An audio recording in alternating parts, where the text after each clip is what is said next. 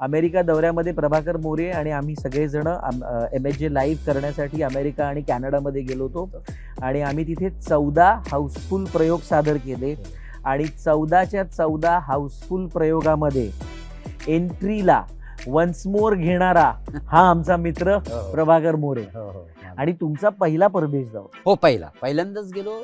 म्हणजे मला वाटलं पण नव्हतं मी परदेशात जाईन, पण या हास्य जत्रेमुळे, या शोमुळे ते मला भाग्य मिळालं. आणि हे सगळं झाल्यानंतर आज जे मिळालंय तेव्हा सुद्धा धावत धावत विमानाच्या आधी आपल्या पोरीसाठी आणि पोरासाठी धावत धावत त्या दुकानामध्ये जाऊन नवीन वेगवेगळ्या ब्रँड्सचे कपडे घेणारा बाबा मी बघितलाय.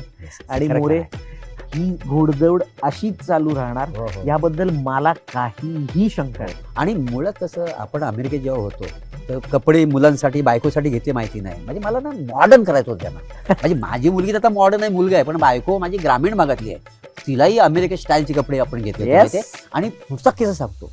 त्याच्यानंतर ना तिचा वाढदिवस 1 नोव्हेंबरला वाढदिवस असतो. तिला माहिती पण नव्हतं. आता कपडे कुठल्या स्टाईलचे आहेत? अमेरिकेच्या स्टाईलचे, मिडी एका स्टाईलचे तिकडच्या.